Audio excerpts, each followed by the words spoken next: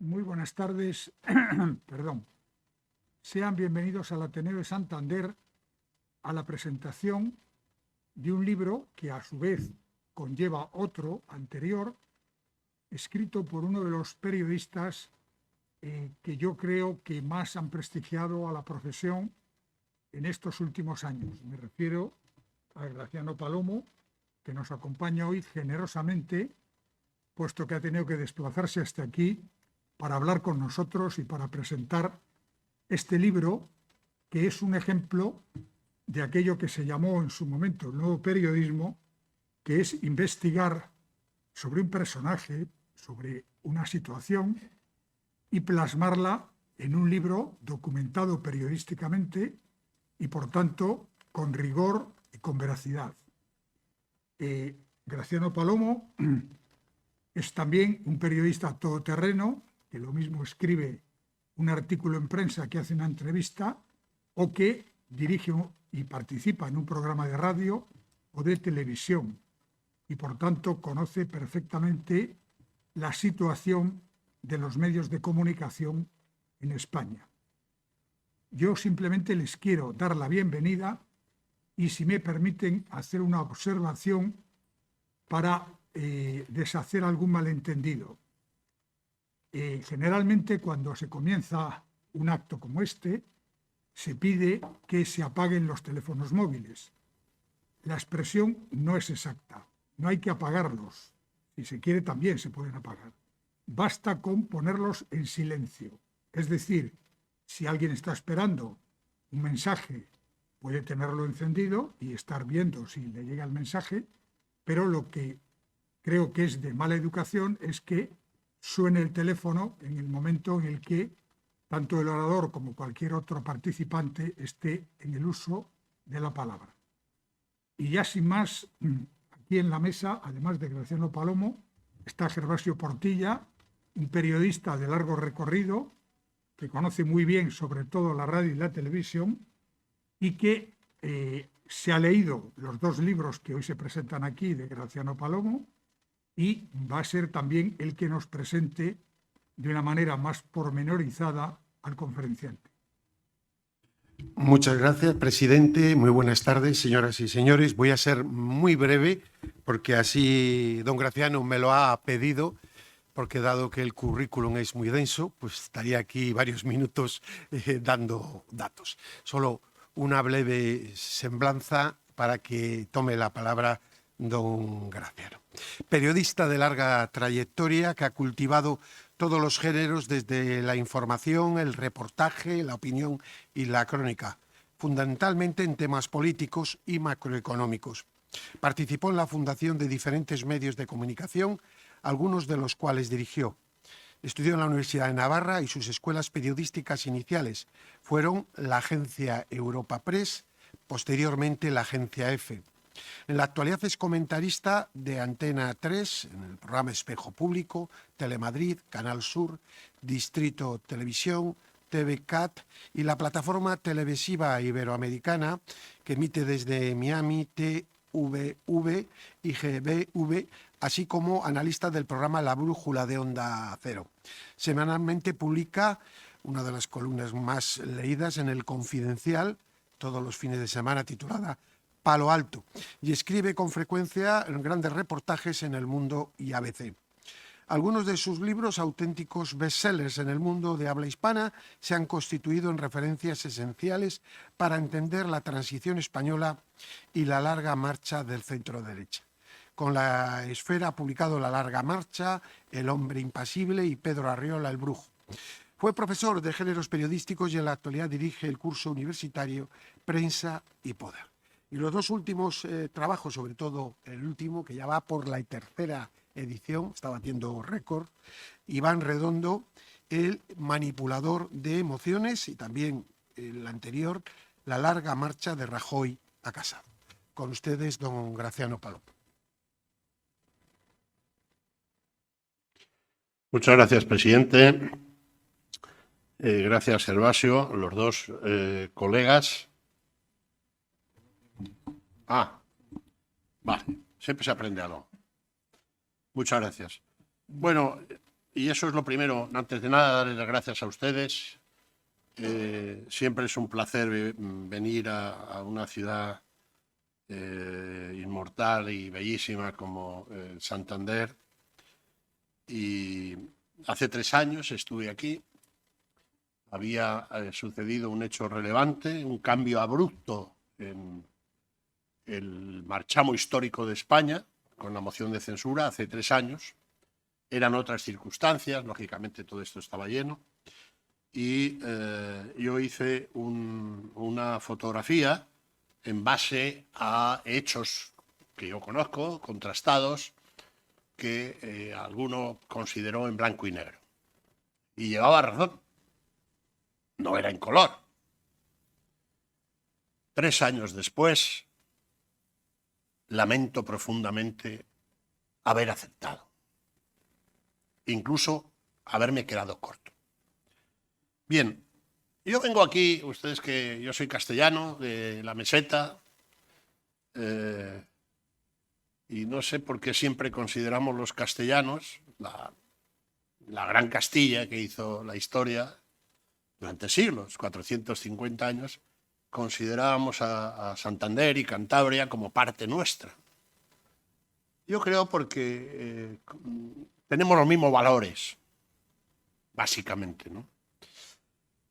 Y en este sentido quiero decirles, por entrar ya por corto y por derecho, me interesa mucho las preguntas, porque si el libro, pues con 350 páginas, pues a pesar de que ya estoy acostumbrado a acelerar tal, creo que es más interesante lo que a ustedes les interesa. Miren, voy a odiar La larga marcha, en la que yo creo que ha sido mi mejor libro como ensayo político, porque descubro por qué se produjo ese cambio abrupto con la moción de censura. Y cambio abrupto no es que yo lo opine, es que es descriptible. El país llevaba un marchamo dentro de lo que es la Unión Europea, el mundo libre, el mundo occidental, y de repente cambió. Lo que un señor que venía, no sé si era de aquí exactamente, pero venía mucho aquí y quería mucho esa tierra, Alfredo Pérez Rubalcaba, yo le he oído muchas veces hablar del gobierno Frankenstein. Todavía hoy circula en redes su vídeo famoso en la entrevista en el programa que yo estaba, en Espejo Público, con Griso, ¿no? Y eso se produjo, nadie lo creíamos. Manuel Ángel, que es un artista y un figura del periodismo, una persona seria, yo creo que tampoco se lo ha... precisamente te espero al final. Y nadie creíamos que esto se podría producir, ni siquiera el propio decapitado, Rajoy. Rajoy nunca creyó que eso pudiera triunfar, nunca. Decía, pues ¿cómo? Con los bilduetarras, con los secesionistas, con los neocomunistas de Podemos, eso era imposible. Lo fue. Lo fue. Bueno, y voy a entrar en materia. Ese libro está ahí. Ha sido un libro sin concesiones. Al presidente Rajoy pues ha habido cosas que no le han gustado, pero ese es su problema.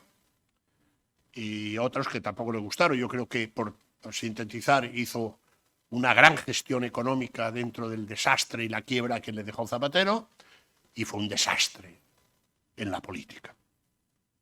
Un desastre sin paliativos, de pasar la principal fuerza política de centro-derecha por encima de la CDU de Merkel o del propio republicanos de Sarkozy. Pasó prácticamente a estar a riesgo de desaparición en las elecciones posteriores con la izquierda ya en el poder. Pero voy a entrar en una cosa que yo creo que voy a excitar, como hace Redondo, las bajas pasiones. Miren, desde 1530, ha llovido, 1530, no ha habido una persona en España que sin someterse al juicio electoral haya reunido fácticamente más poder en España. Ese se llama Iván Redondo, 40 años, publicista, a caballo entre el jesuitismo y el carlismo, que se ha constituido sin cambiar una coma de la Constitución en presidente ejecutivo de la nación española. Y ustedes dirán, coño, ¿y qué ha hecho con su jefe? Pues a su jefe, Pedro Sánchez, no sé si le suena, Pedro Sánchez, le ha convertido en jefe de Estado bis. De ahí los choques constantes con el jefe del Estado constitucional, que es el rey Felipe VI. Digo desde 1530, porque entonces el rey Felipe II, que ya en su imperio no se ponía el sol, nombró a un alcarreño, Antonio Pérez, secretario de Estado, que entonces era como primer ministro, no como ahora secretario de Estado, que puede ser hasta una señora del Mercadona, con todos respetos a la señora del Mercadona. Y desde entonces era el que gobernaba con un gran rey, pero acumuló tanto poder que hasta se permitió el lujo de compartir la amante de Felipe II. Claro, esto le acarreó al alcarreño tener que exiliarse a Aragón ipso facto. Lo de la Armada Invencible casi fue menor comparado que compartía con el rey a la princesa de Éboli, la del parche. Bien, pues ha llegado un guipuzcoano que quería ser presidente del gobierno cuando tenía 8 años y en lugar de dedicarse a jugar al fútbol en la playa de la Concha, se dedicaba a estudiar los discursos de Felipe González. Y lo curioso del caso es que toda su trayectoria hasta que encontró a un líder inmarcesible, apellidado Sánchez, al que sus comilitones acababan de cortarle la cabeza en un famoso comité federal del 1 de octubre y arrojándola por la calle Ferraz, hasta que llegó eso, había trabajado para 7 candidatos del Partido Popular.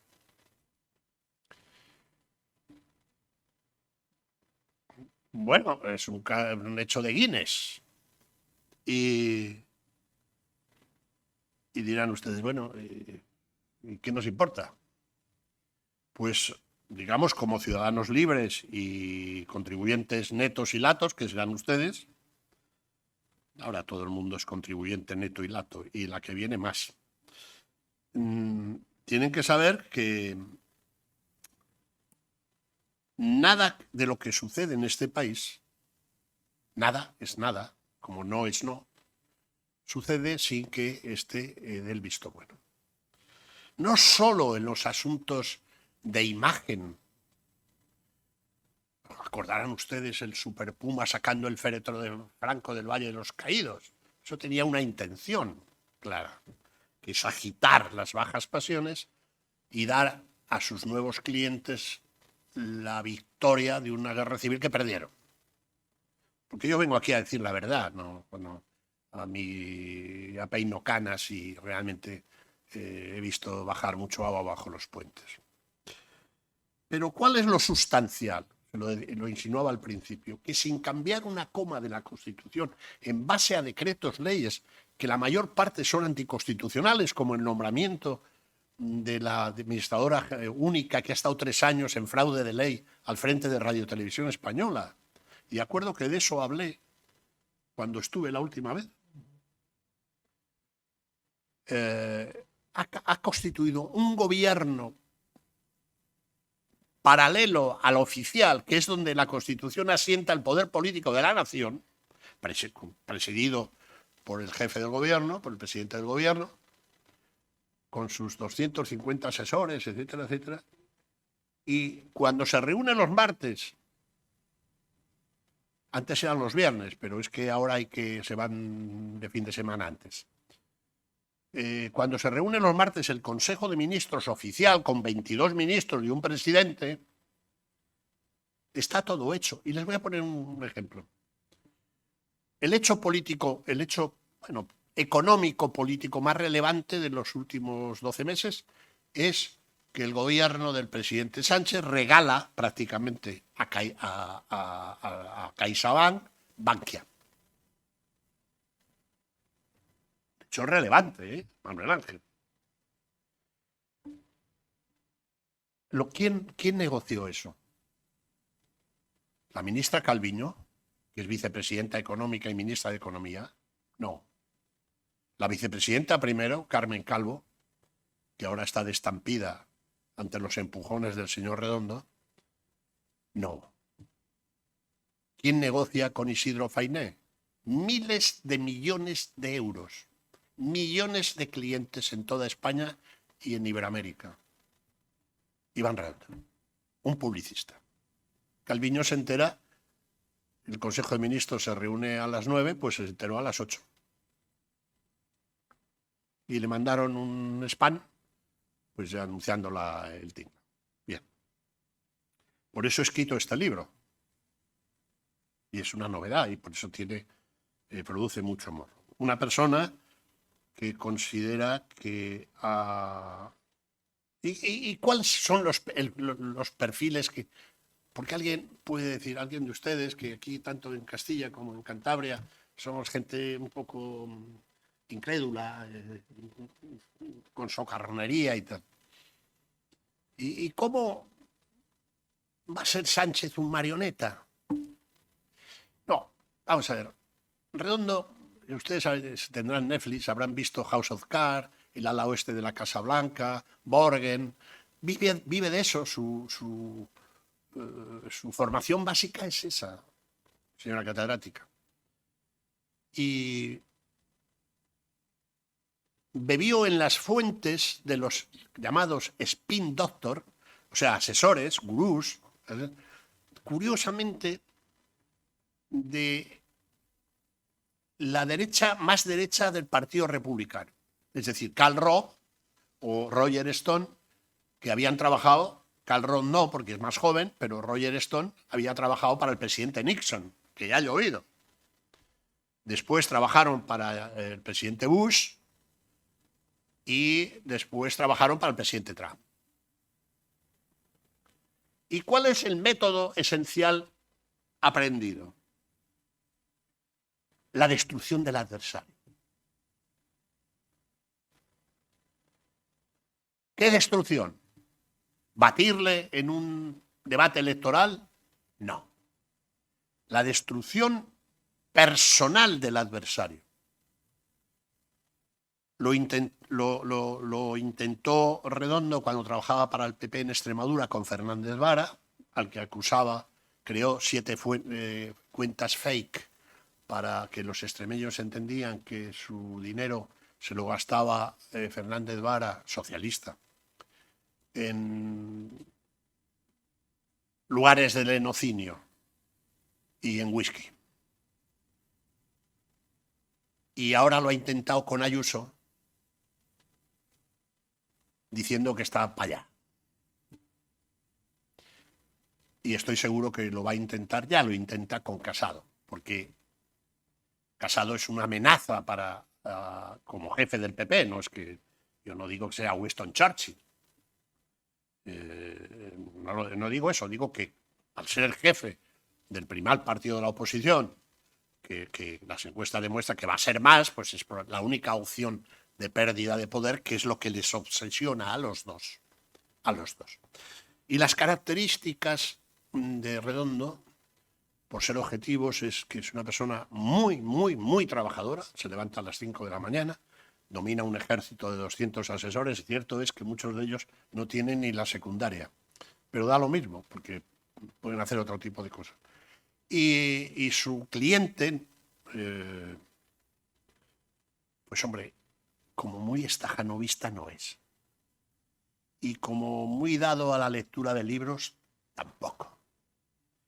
Y como mucho conocimiento de la teoría del Estado, va a ser que no.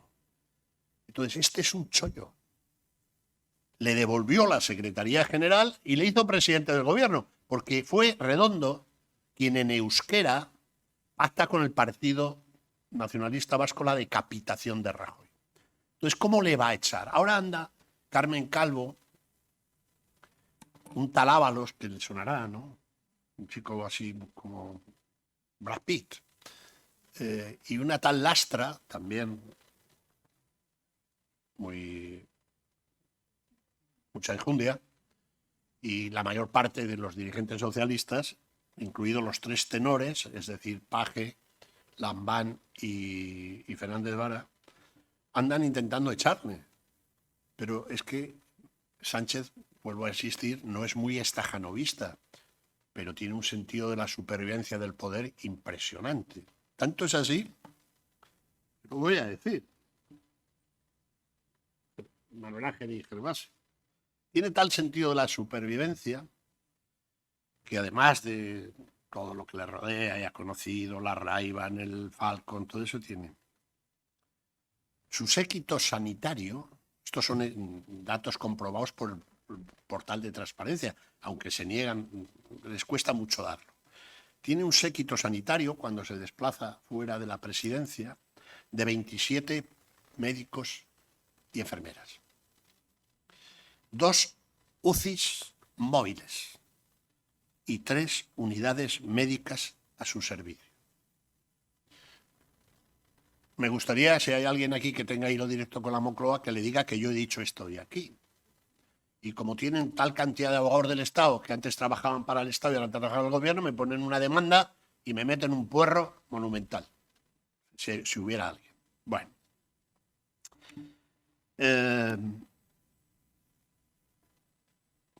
Vaya coñazo que les estoy dando.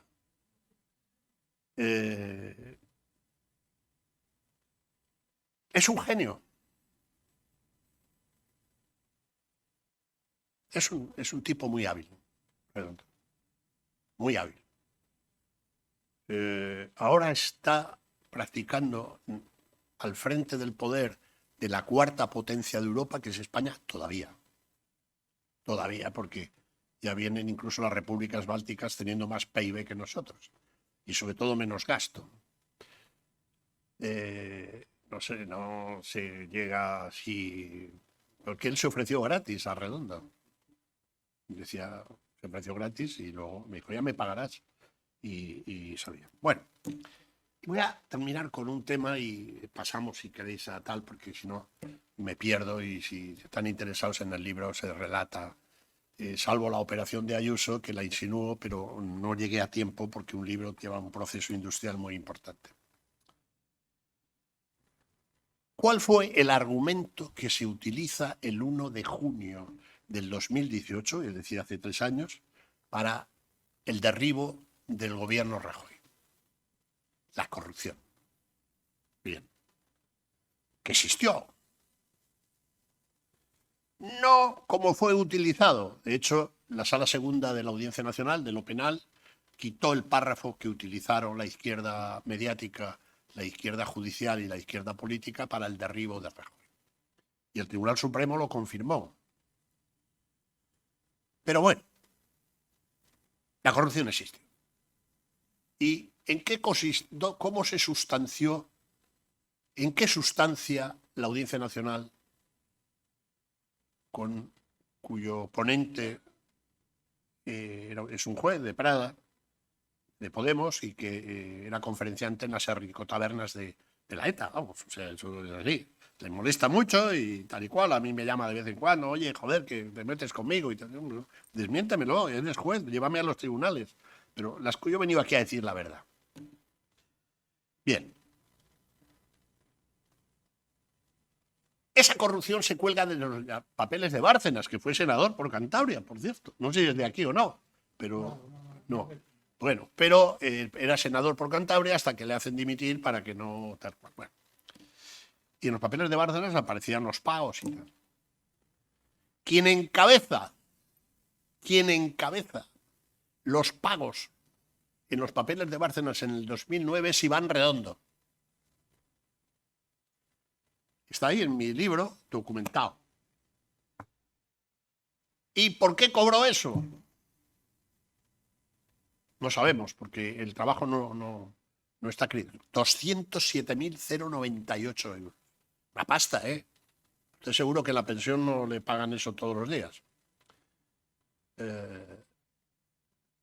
Y yo pregunto, la canciller Merkel, el presidente Macron, el primer ministro italiano Draghi, el presidente Biden, el primer ministro Rutte, holandés, o algún gobierno del mundo libre sostendría a un presidente del gobierno bis como este después de aparecer en los papeles de un corrupto? Ahí me quedo, mis queridos amigos. Y muchas gracias.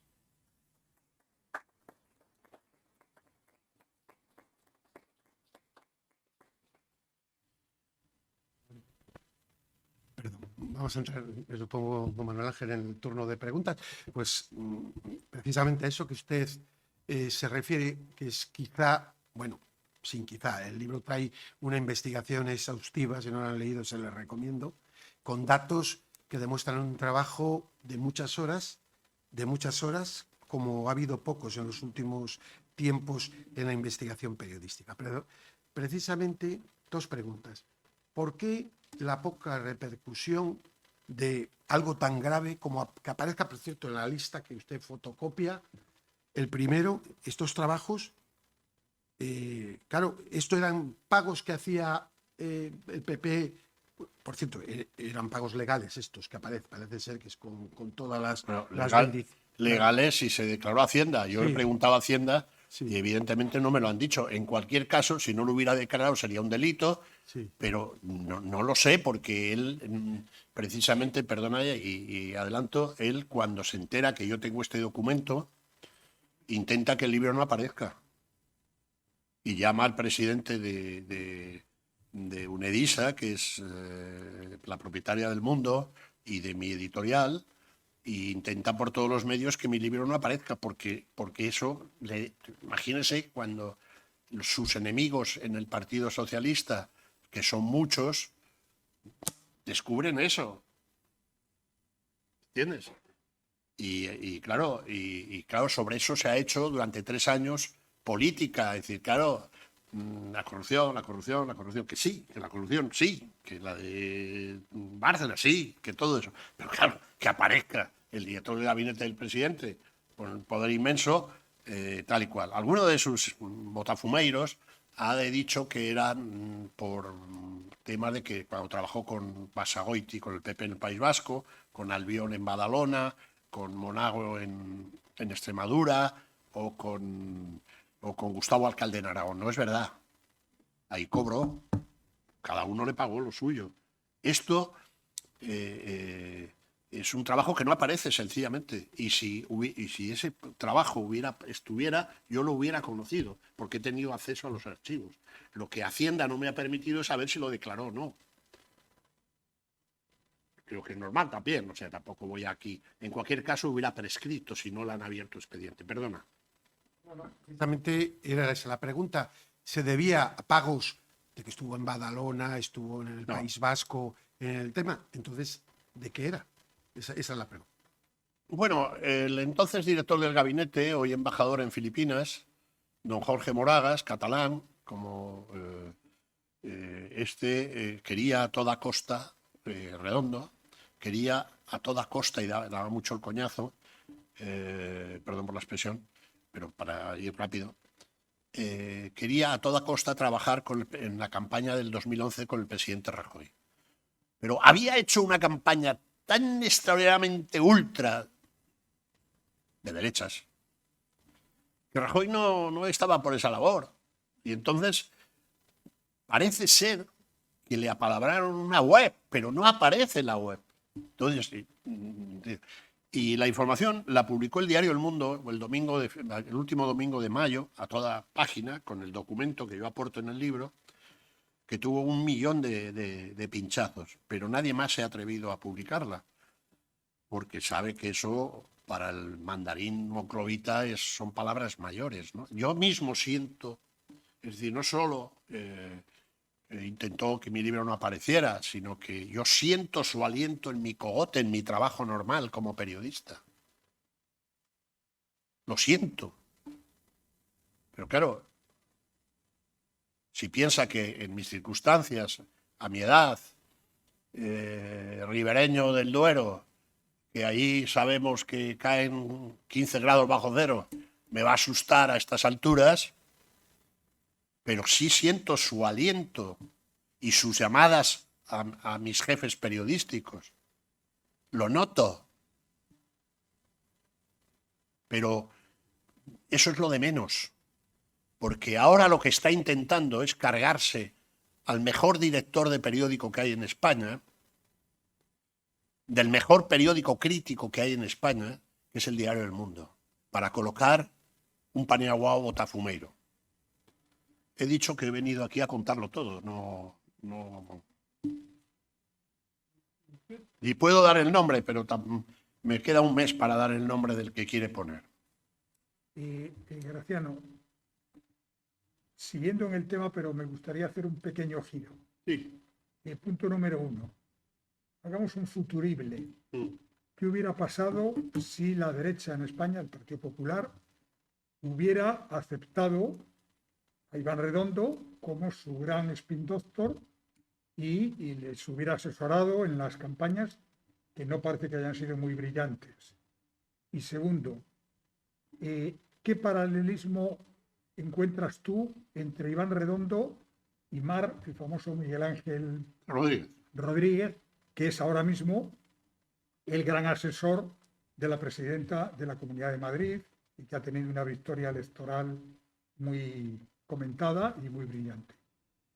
Bueno, en primero, hasta el día de hoy, con la nueva generación que ha llegado al frente del centro derecha en España, ahora sí que les importa todo este tipo de cosas. Pero hasta ahora no, especialmente en los 7 años del presidente Rajoy, ¿no? Rajoy no creía en este tipo de cosas, no creía en la prensa, no creía en nada, solo creía en crear empleo y no hacer chorradas. Y está equivocado, porque cambió radicalmente el marchamo de la quiebra del Estado. Podía haber pedido la intervención después de que España recibe un déficit por cuenta corriente de un 11%, cuando solo se permitía por los distintos tratados de Niza y de Maastricht un 3% de déficit. Es decir, podía haber ocurrido exactamente lo mismo que ocurrió en Grecia, en Irlanda, en Malta y en Portugal.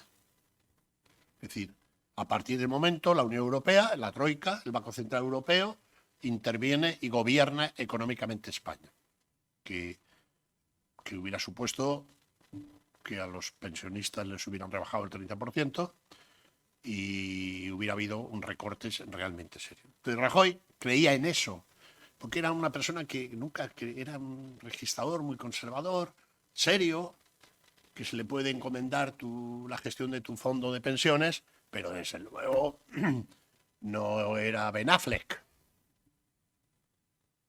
No tenía ese tema. Por lo tanto, sin embargo, debo decir que la nueva generación que está al frente del centro derecha en España, es decir, el Partido Popular, sí creen en esto. Casado, en fin, Cuca Gamarra, Teo García Egea, etcétera, etcétera. Hay un rictus de venganza por el desaire que le hizo el Partido Popular a Redondo. Y eso se nota mucho, ¿no? Quiere venganza. La historia no hubiera sido la misma. No hubiera sido la misma. Es más, me atrevo a decir que si por lo que fuera Sánchez tuviera que prescindir de Redondo, él duraba 2 días. Porque todo el entramado de poder gubernamental se asienta sobre la figura del jefe de gabinete, ya lo he explicado antes. Y paralelismo con Miguel Ángel Rodríguez, que participó también en la llegada de Aznar y de Isabel Díaz Ayuso. Vamos a ver, tienen un punto en común, que es el poder por el poder. Podíamos hacer lo de ayer en España, jugó maravillosamente con Italia, pero el que va a jugar a la final es Italia. Entonces prefieren jugar mal y ganar y meter los penaltis. Los dos. ¿Cuál es lo que les diferencia? Que uno es de formación jesuítica. Lo digo con todo respeto para los jesuitas, ahora que se cumplen los 500 años de la conversión de San Ignacio. Y el otro es más bruto que un arao. Es es de Valladolid. Pero luego les une también la destrucción del adversario. Rodríguez va al choque. Y eso le ha servido mucho a Ayuso para mantener el tipo en una situación muy difícil. Porque yo creo que gran parte del éxito de Ayuso es que no se metió debajo de la mesa, a pesar de que tenía condiciones, porque en Madrid estábamos hasta la raíz del cabello de las cosas de lo que hace el gobierno, del antisanchismo que existe y que se ha visto que es la mayoría en Madrid, ¿no? Y ahí me quedo, mi querido amigo. Bien, este libro creo que lo has escrito poco tiempo. Yo lo he leído y aparecen unos cuantos testimonios de personas que han trabajado con Iván Redondo, que le conocen bien. Algunas aparecen con el nombre de que lo dice y sostiene su opinión, y otras de fuentes que supongo no han querido aparecer. La pregunta es, ¿cuánto te ha costado que el entorno de Iván Redondo hable para este libro y cuente lo que sabe y lo que ha vivido a lo largo de estos 3-4 últimos años? Pues, sinceramente, Manuel Ángel, no ha sido fácil, entre otras cosas, porque todo el mundo, sobre todo a ese nivel, sabe quién va a repartir los 140.000 millones. Que son empresarios, editores, medios, periódicos, televisiones, etcétera, etcétera. Pero como este es un hombre que va a la destrucción del adversario y del competidor, a pesar de que tiene 40 años y es así barbilampiño, y te dan ganas de darle 5 euros para un bocata, ha dejado muchos cadáveres. Y aquí, pues, hombre, liquidas a uno profesionalmente o políticamente, pero no le matas. Y han tenido miedo, claro. Es decir, muchos tienen miedo, decir, joder, me vas a poner en un compromiso, etcétera, etcétera, ¿no? Y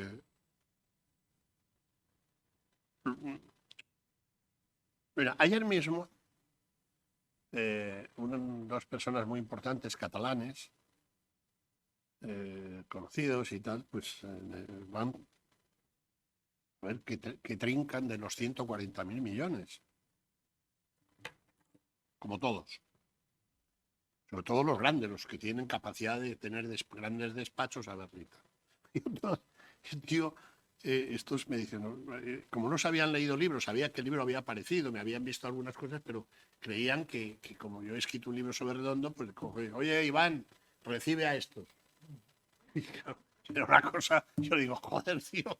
Y lo que quieren es pedir dinero. Pero no solo es pedir dinero, porque ese cambio abrupto del que hablaba al principio se lleva a todos los extremos de la administración. Es decir, él está en todo eso, es decir, en el cambio de la Ley de Seguridad Nacional, que preside la comisión, que es un tema gordísimo, donde el gobierno puede decretar cuál está en una situación de emergencia y puede declarar las nacionalizaciones, no sé, de los pesqueros, porque como el pescado es fundamental, pues nacionalizo los pesqueros, ¿no? O los medios de comunicación, en fin, etc. Eso lleva su marchamo. Y eso se ve muy bien en una serie que les recomiendo que se llama House of Cards en Netflix, donde aparece un señor, un senador y que luego llega presidente de los Estados Unidos, que se llama Frank Underwood. Y él se inspira mucho, digamos, en esto también en los asesores tal cual. Pero todo eso lleva... Y quiero decirles que cuando he titulado El manipulador de emociones, ¿por qué es eso? Él parte de una idea académica que es real, que lo aprendió de Karl Rove, básicamente, que es que el ser humano lo primero que hace ante cualquier ocasión de la vida es emocionarse. Y luego, después de emocionarte, piensas. Y casi al mismo tiempo votas. Y es verdad. Entonces, ¿él qué es lo que hace? Cuando trabajó para Monago, del PP en Andalucía, él agitó las bajas pasiones de la derecha populista extremeña. Y ahora que trabaja para la izquierda, agita las bajas pasiones y las emociones de la izquierda. Por eso la ley de memoria histórica, el Franco saliendo por todos los lados, el no sé qué, tal cual. La ultraderecha, la no sé qué, tal. Porque no digo que no exista, y no quiero entrar en eso. Pero es que a este paso, ¿cuántos millones de ultraderechistas hay en España? 25, 30 millones. Entonces, a él le da igual. Por eso le llamo el manipulador de emociones. Y en eso es un genio. Hasta tal punto que ahora, con el descrédito total que tiene el presidente del gobierno, en cuanto ya está hasta sus socios, el otro día Rufián, no sé si le vieron cuando le dijo usted, cuando dijo que no iba a haber indultos y ahora dice que no va a haber autodeterminación, pues denos un mes, más o menos. A pesar del descrédito que tiene, él está convencido que dentro de 2 años, que dura todavía la legislatura, y si llegan los 140.000 millones, que esa es otra, es capaz de darle la vuelta y volver a ganar la selección. Pero antes tendrá que llevarse por delante al único que le puede ganar la presidencia, que es el jefe del PP, porque ya me dirán ustedes, no creo que el jefe del PRC de aquí pueda ser presidente del gobierno, vamos, por los votos, no digo que no lo aspiren, ¿no? Entonces, esta es un poco la idea, ¿verdad? Daría una vuelta de tuerca a la pregunta. Mm. ¿Tú crees, y esto ya es tu opinión personal, Sí. que esto que acabas de decir, es decir, que de aquí a 2 años todo lo que ahora pensamos que es intolerable y que la gente se va a volver en contra, etcétera, va a suceder, o que dentro de 2 años esa tendencia, y esta es una opinión personal mía, española, de que una enorme cantidad de personas tiene el voto decidido 4 años antes de que se convoquen las elecciones porque siempre ha sido de izquierdas o siempre ha sido de derechas y por tanto no va a modificar fundamentalmente su voto? Te lo termino diciendo. ¿Todo esto le va a pasar factura o volveremos a una situación en la que él vuelva a ser reelegido y pueda continuar otros 4 años? Bueno, opinión, efectivamente. No, a mí me gusta mucho diferenciar lo que es la información que alguna que le he dado y otro la opinión. Vamos a ver, si ahora convocaran elecciones, las perdían estrepitosamente. Pero el presidente del gobierno tiene una facultad legítima de disolver cuando quiera. Espero que disuelva cuando se cumple el mandato constitucional de 4 años. Espero. No tengo motivos para creer que no lo va a hacer. El tándem Sánchez, Redondo Sánchez, cree que el pueblo español, sobre todo Redondo, porque el presidente del otro está en otra cosa, que el pueblo español es un pueblo con Alzheimer. Mayoritariamente con Alzheimer. Ya nadie habla de las maletas de Delsi, ni de, si me apura, ni de los indultos. Ya no habla nadie de eso. Entonces, él piensa que agitando el fantasma de la ultraderecha puede sujetar esos votos y ampliarlos. Y piensa también, esto es información, no es opinión, piensa el Rasputin, que los 5 millones de votos que tuvo Podemos van a volver al redil, porque están en trance de desaparición. Y piensa también que Sánchez, en el supuesto de Casado, tiene una ventaja con respecto a Casado. Porque aunque es verdad que el centro derecha se va a agrupar de Ciudadanos y el Partido Popular, ya está siendo, la derecha más derecha va a seguir existiendo. Y por eso radicaliza tanto las posturas el gobierno.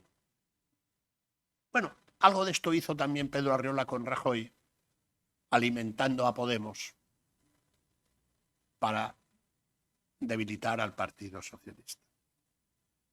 Pero me has preguntado mi opinión personal. Yo creo que el descrédito del presidente, he conocido a todos, a todos.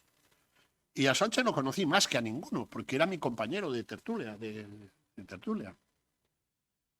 Y la verdad es que estoy sorprendido, porque se presentaba como un liberal, casi como un pijo. Pero, oye, optó por eso legítimamente y tal. Pero yo creo que es tal el descrédito personal que tiene, con afirmaciones tan rotundas de con no puedo dormir tranquilos y estos los neocomunistas, no sé qué, tal cual. Es tan el descrédito, esto el paseillo de Biden siendo chacota nacional. Y no quiero ser cruel. Creo que va a ser muy difícil darle la vuelta. Sencillamente, entre otras cosas, porque sus socios, que son la Esquerra Republicana, básicamente, es su peor enemigo, es el que les deja en evidencia todos los días. Habéis visto el aquelarre de Puigdemont. Y además yo creo que incluso siendo derecha o izquierda, no digo la gente joven, ¿no?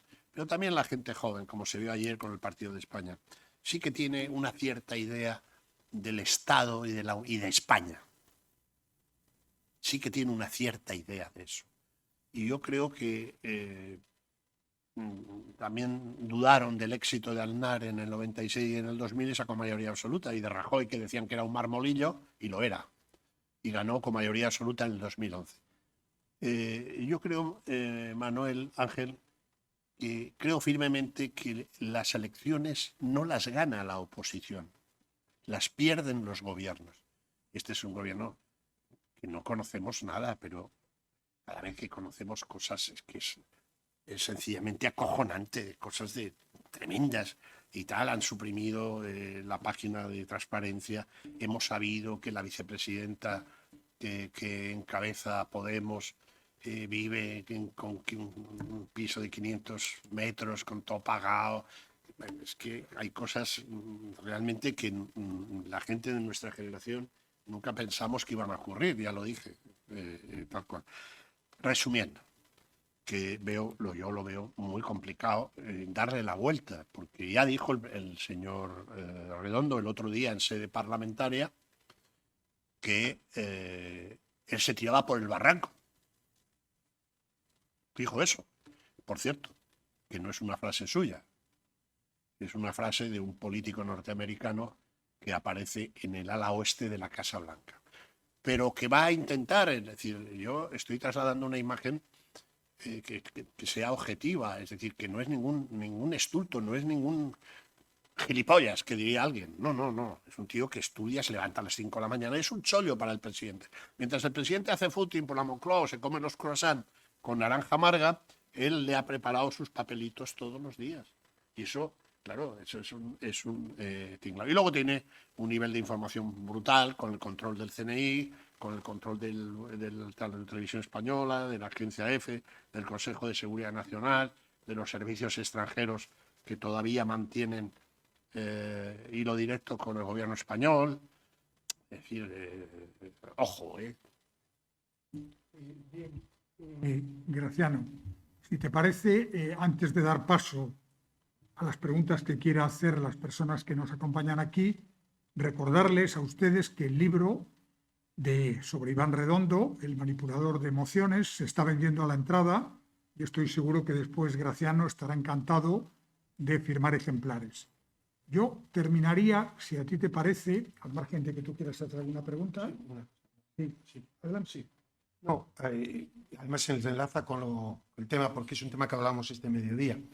yo no sé si las personas que están aquí son conscientes o no, pero los que estamos en el medio sí, el problema de libertad de expresión que se está produciendo en España, control de medios, unos medios en una situación económica crítica, como no hemos conocido en 40 años.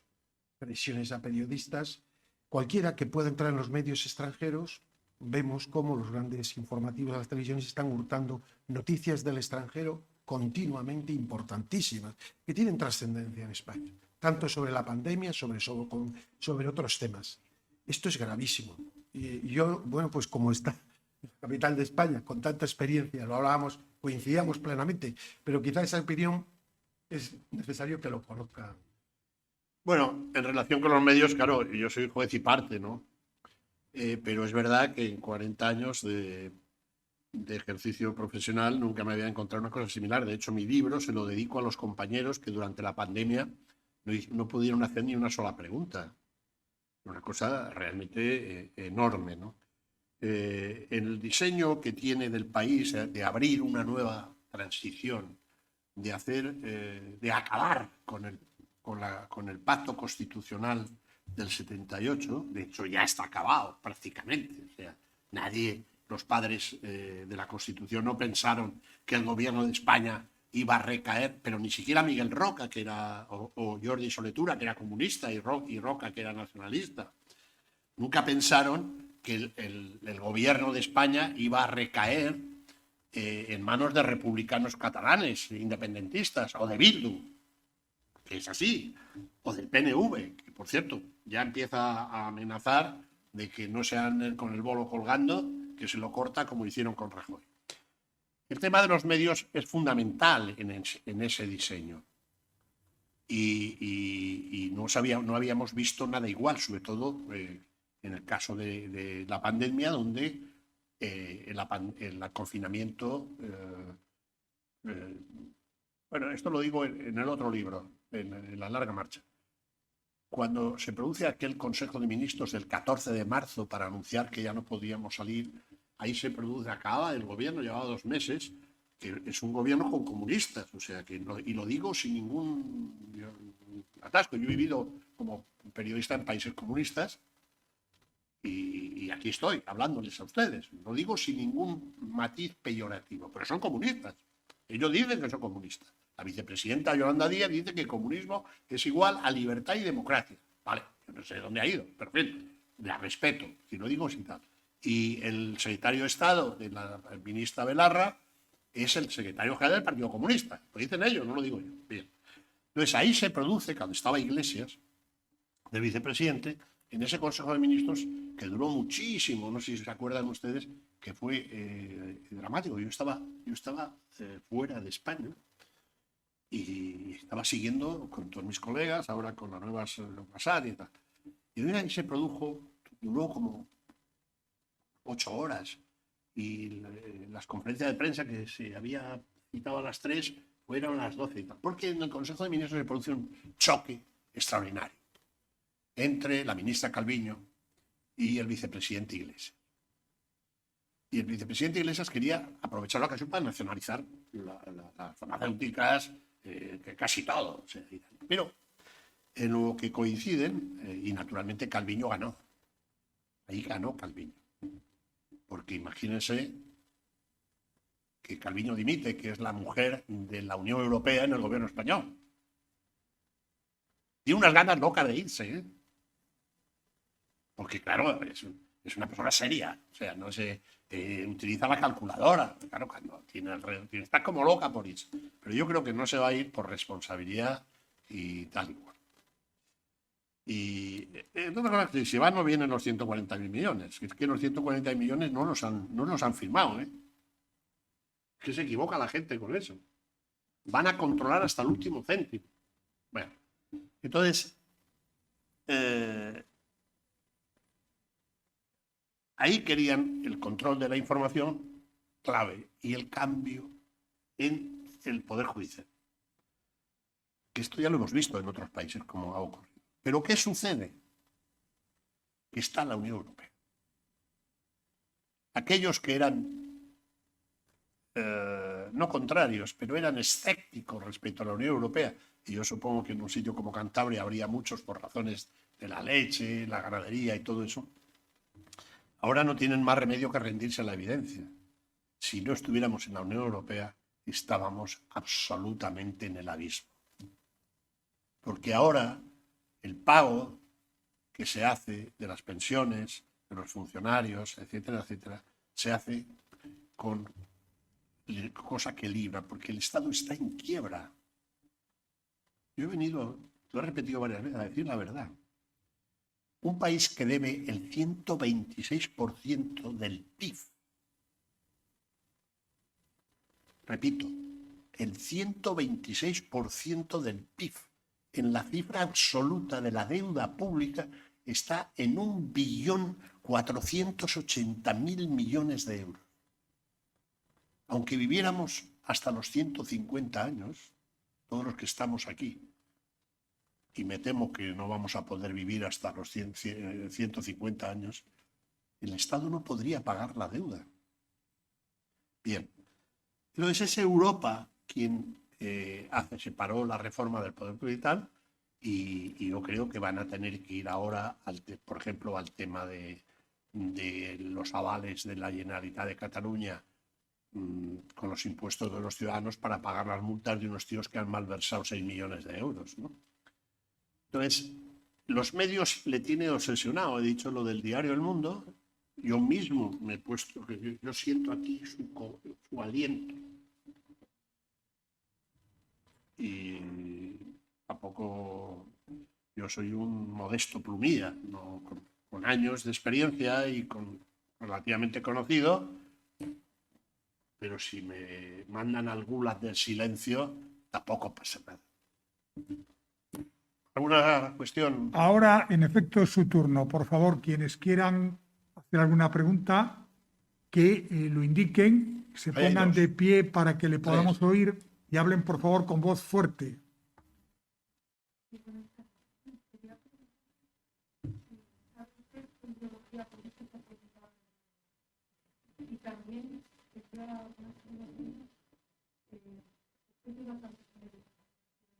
No le oigo. La primera sí, le he oído la ideología. ¿Y la segunda cuál era? Que ¿por qué lleva tantos médicos el presidente en su séquito? La primera sí, el poder. Punto. El poder, punto. El poder, punto. Y los médicos no tengo ni idea. Pues supongo que como es un gran deportista, pues tendrá miedo a algún esguince. Sí, adelante. Querías hacer una pregunta, ¿no, Zacarías? Felicitaciones, Graciano, me gusta su nombre. Y a mí me gusta su boina. Entonces yo quiero transmitir un poco lo que siento en la calle, en el mundo, nuevamente de médicos. Se siente que el poder está en la mentira y la traición. Los gobiernos, ¿verdad? Lo que impera es la mentira y la traición. Y entonces llega a hacerse gobierno del signo que sea. Esa es la impresión que tengo yo de la gente en las tertulias, en los mentideros, sin más trascendencia, como ya se puede ver, después de los 26 años que tengo, ya he pasado el COVID, entonces, pero yo Pues siento... yo le habría echado 25, de verdad. Gracias para eso. Bueno, si quiere le contesto. Vamos a ver. Yo he conocido a todos los presidentes de gobierno en España desde la muerte del general Franco, excepto a Carlos Arias, que no llegué por edad, pero me incorporé muy joven como director de la agencia EFE, con el marido son, y con Suárez, al que conocí mucho, y con Felipe, con Leopoldo Carlos Sotelo, con Suárez, con Aznar, con todos. Bueno, yo creo que hay gradaciones en la mentira. Nunca había visto una cosa como esta, sencillamente. Mire, le voy a poner un ejemplo que a mí me mí me gusta muchísimo el mundo, la política escandinava. La canciller Merkel, durante 16 años, ahora se va, en octubre se va, durante casi 17 años, la canciller Merkel, la mujer más poderosa de Europa, gracias no a ella, a Helmut Kohl, que era de su partido, y la descubrió porque ella estaba en Alemania comunista, que podemos venir de norte a sur con las autovías, ahora que nos quieren poner que lo pagó Alemania. La canciller Merkel ha cesado a 4 ministros y ministras por plagiar unas chorradas en las tesis doctorales. Al primero que cesó fue al ministro de Defensa, Gutenberg, que era von Gutenberg, que era el delfín de Merkel, era Dios en Alemania, yo lo he conocido, porque cuando presenta su tesis doctoral no pone en una cita que hace de una página y tal cual, lo cesó. Acaba de cesar a la ministra de Educación, que era íntima amiga suya, por lo mismo. Acaba de, hace 6 meses, cesó al portavoz parlamentario por mentir en una soplapollez. La ministra finlandesa, Sanna Marin, actual socialista, socialdemócrata, la primera ministra más joven del mundo, la acaban de empurar judicialmente porque en la residencia oficial de la primera ministra se han gastado 300 euros al mes durante 4 meses, 300 euros al mes, durante 1.200 euros en desayunos donde no solo participaba la primera ministra, sino sus hijos y su hermana. La acaban de empurar. Yo creo que, sin exagerar, ¿cree usted que alguien resistiría aquí en España? Alguien resistiría esto. Pero si aquí Coche Oficial tiene hasta el apuntador. Si es impresionante el gasto, enorme. Hablando de la quiebra del Estado. Cada año, lo dice el Banco de España, no lo digo yo, el último informe del Banco de España dice que cada día que pasa en España, el agujero entre ingresos y gastos es de 425 millones diarios.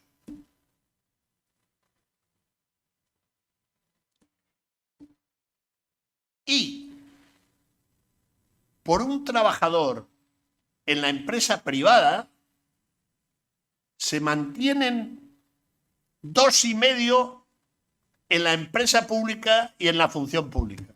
Son 5 administraciones las que tenemos. Estos son datos. Bien, usted me preguntaba por las mentiras. Nunca había visto una cosa similar. Hasta, claro, se lo acaba de descubrir la nueva estrella gubernamental, la señora Yolanda Díaz, que ha puesto 3 máster que no tiene. Y no dice nadie, ni dimite nadie. Pero no sería el único caso, porque claro, en fin, bueno, pues, es decir, cosas que en la oposición lo hacen, bueno, sí, claro, pero donde hay que poner siempre el foco, y lo sabe muy bien un maestro de periodistas como Manuel Ángel, es con al que le pagamos los impuestos, al poder. Cuando venga Casado ya nos meteremos con él. No sé si me he explicado. Muy bien, vale. Perdona, una pregunta. Elisa, por favor, la pregunta. Sí, sí.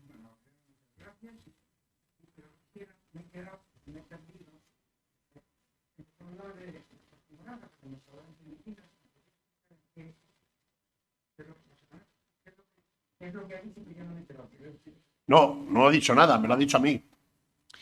Vamos a ver, Jorge Moragas, es un diplomático catalán, como todo el mundo sabe, muy preparado. Empezó trabajando en Moncloa con Felipe González, como chiquilicuatre, o sea, llevar el maletín. Después, cuando llega a Aznar, lo mantiene y lo asciende y lo eleva a más categoría y lo hace diputado por Barcelona. Y cuando el presidente Aznar se va y deja a Rajoy lo recupera como jefe del gabinete, porque normalmente un jefe de gabinete a esos niveles pues tiene que hablar idiomas. y conocer el mundo internacional. Todos los jefes de gabinete, desde el presidente Suárez a Rajoy, eran básicamente diplomáticos y con conocimiento del mundo, porque España no se resuelve en Santander, ni en Burgos, que es mi pueblo, ni en Aranda de Duero. ¿Dónde se resuelve? En Bruselas y en la negociación con los Estados Unidos y con Rusia y con China, sobre todo. Bien, entonces la asciende y el presidente Rajoy le hace jefe de gabinete. No solo jefe de gabinete cuando está en el gobierno, sino cuando está en la oposición. Y entonces, cuando se produce la campaña electoral del 2011, el jefe del gabinete de Rajoy y jefe de campaña es Jorge Moragas. Y cuando Redondo quiere trabajar con Rajoy, quien decide si lo fichan o no es Moragas.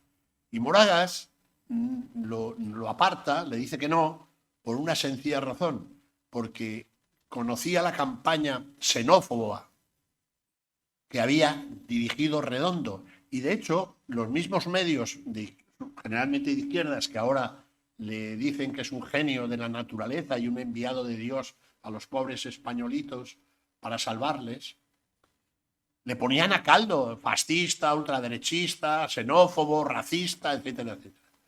Y como en el equipo de Mariano Rajoy, pues eran reflejo de su jefe, que no quería líos, la frase más repetida del presidente Rajoy durante su mandato es cuando llegaba un ministro y le decía: oye, presidente, mira, estoy preparando esta reforma, este proyecto de ley. Y le preguntaba al presidente: ¿y va a crear líos? Entonces, por eso le echan, y a este le sienta muy mal. Le sienta fatal. Y claro, pueden ustedes imaginarse el gustazo, por no decir una palabra nada fina, que le produce al señor Redondo cuando él es el que decapita y le corta el cuello al tío que le había despreciado, según él. ¿Te ha quedado claro? Va, pues me alegro. Sí. ¿Usted no cree que no se tiene en cuenta la gravísima problemas en la cuestión catalana? Que es un problema de partidos por más de ellos.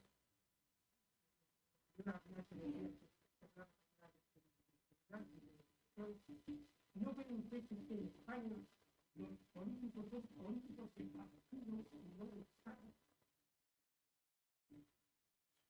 Bueno, como no voy a creer en la cuestión catalana, es el principal problema que sigue teniendo el país, muy por encima de los tapabocas estos, porque esto lo conseguiremos reducir, pero cuando Cataluña se va, de hecho se ha ido, vamos a ser sinceros, el Estado no existe allí, no existe.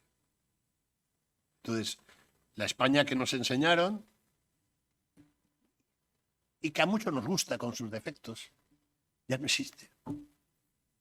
Pero no solo en Cataluña, sus vecinos.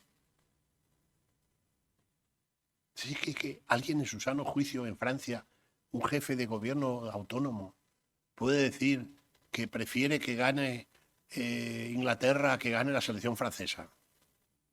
Sí que no existe, no existe. El Estado ¿pero por qué? Por incomparecencia. Pero ¿sabe lo grave? Lo grave de esto es que la mayoría de los catalanes son constitucionalistas. 4 millones frente a 3 millones. Y los han dejado al pairo. Y me recuerda, hombre, no con esas, primero porque ha pasado un siglo, y no tiene esas cosas dramáticas, pero me recuerda mucho a Argel. Cuando el general de Gaulle dijo, me recuerda mucho, hombre, no con esa visceralidad y esa tal. Pero es que España ahí no existe.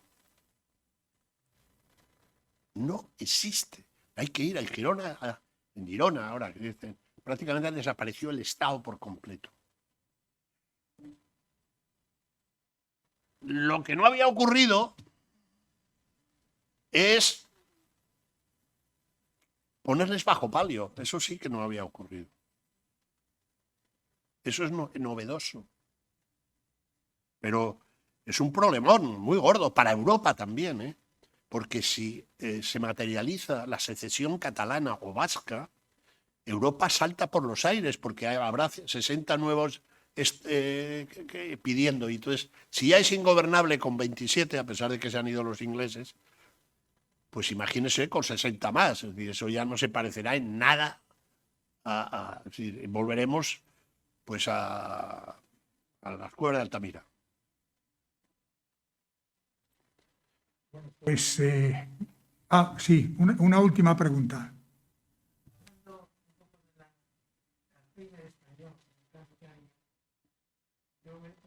Estamos aquí presentes por varias asociaciones de periodistas que siempre han dicho que la función principal es de la verdad, que quieren representar a los y todo eso. Yo digo, ¿dónde vemos realmente la administración de la situación española actual? La final de cosas que la pregunta, ¿por dónde anda Juan Felipe? ¿La pregunta cuál era? ¿La primera? ¿Qué medio? Sí, bueno, depende. Tampoco, vamos a ver, yo creo que hay al mundo audiovisual, porque los periódicos no los lee nadie, a pesar de que digamos que todos tenemos millones de lectores, yo creo que sinceramente hay un programa, hay un informativo que sí refleja la realidad, que es Vicente Vallés. La prueba es que tiene 3,5 millones, líder absoluto. Lo que no refleja la realidad es Televisión Española, que está en el mínimo histórico y nos cuesta 1.400 millones. Mínimo histórico. Nos cuesta cada tío que ve la tele, pues no sé si 150 euros a cada español. Pero otros sí. Yo creo que el diario El Mundo lo refleja con sentido crítico, que es lo que tiene que ser un medio. Porque si encima de tener el boletín oficial, el Ejército, la Guardia Civil, los médicos estos de la UBI, el de boletín oficial, el correos, todo, encima hay que darle jabón, pues entonces, vaya democracia, ¿no? Esto cada día se parece más a Orbán. Por lo menos Orbán tiene unos principios. Y había conocido el comunismo, que no fue manco, durante 60 años en algunas citas. Y la segunda, ¿cuál era? ¿Dónde está Pablo Iglesias? No tengo ni la más remota idea. Hay rumores, pero yo nunca entro en las alcobas de nadie.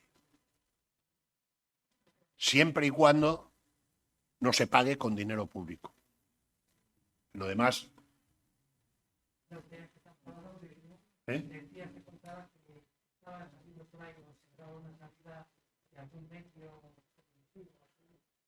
Sí, eso será probable, sí. Como hacen todos los neocomunistas con 600.000 euros, sí. Eso no lo sé, pero no me extraña. Con Roures, que es un gran español, como todo el mundo sabe.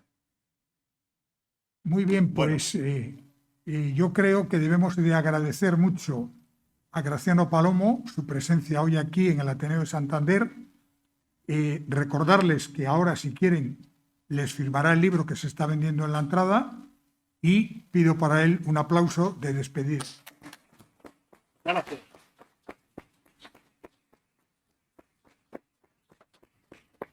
Pues muchísimas gracias.